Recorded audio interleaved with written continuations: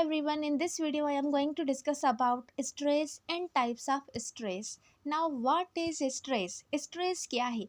Basically stress एक natural physiological response है जब किसी इंडिविजुअल को थ्रेट और प्रेशर परसीव किया जाता है।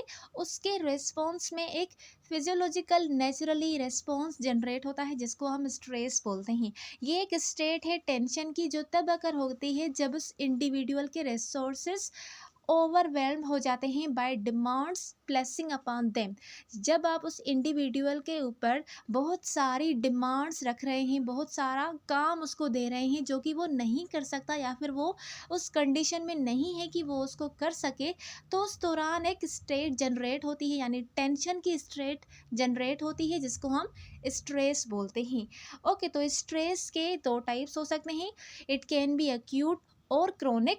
ठीक है, स्ट्रेस एक्यूट और क्रोनिक हो सकता है जो कि इंडिविजुअल की फिजिकल, इमोशनल और मेंटल वेलबींग को अफेक्ट कर सकती हैं। So stress is not good for the normal healthy living.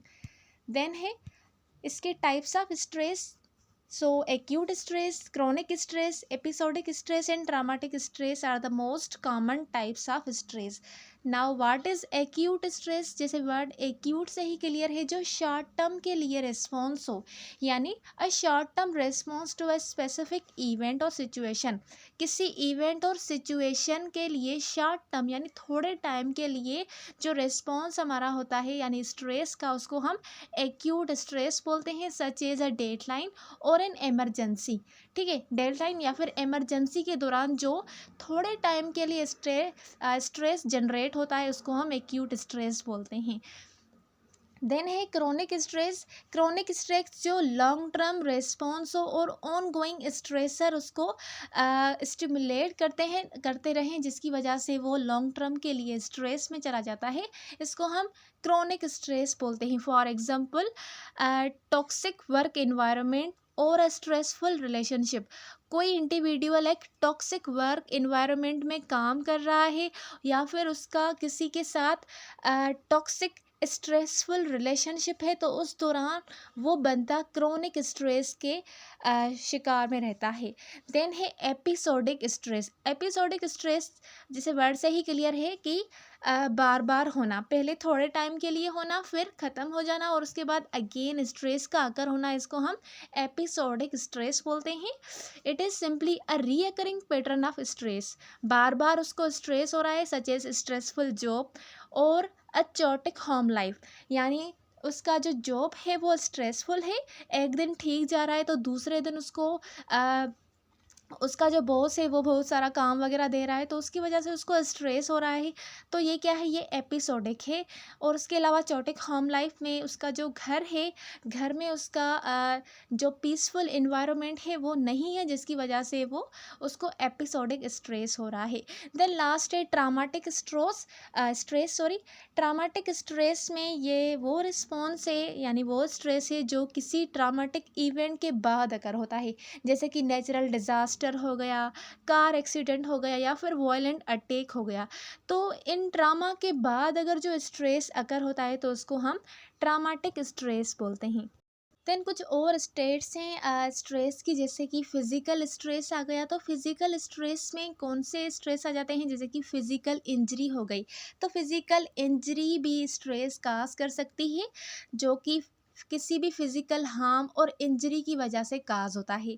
Then environmental stress में जो स्ट्रेस काज होता है वो एनवायरमेंटल फैक्टर्स की वजह से काज होता है, जैसे कि एक्सट्रीम टेम्परेचर हो गया, नॉइस हो गया और पोल्यूशन हो गई। तो ये क्या है, ये इन्वायरमेंटल फैक्टर्स हैं, इनकी वजह से इन्वायरमेंटल स्ट्रेस काज होता है।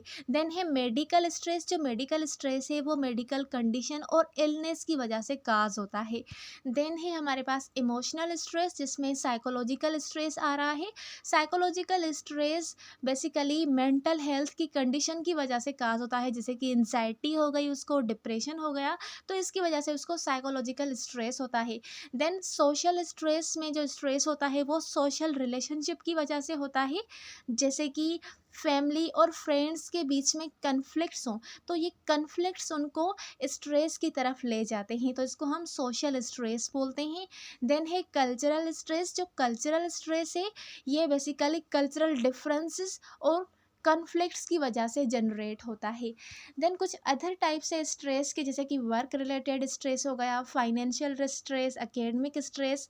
वर्क रिलेटेड स्ट्रेस में जो स्ट्रेस काज होता है वो जॉब की डिमांड्स, वर्क इन्वायरमेंट और कैरियर प्रेशर्स की वजह से जनरेट होता है।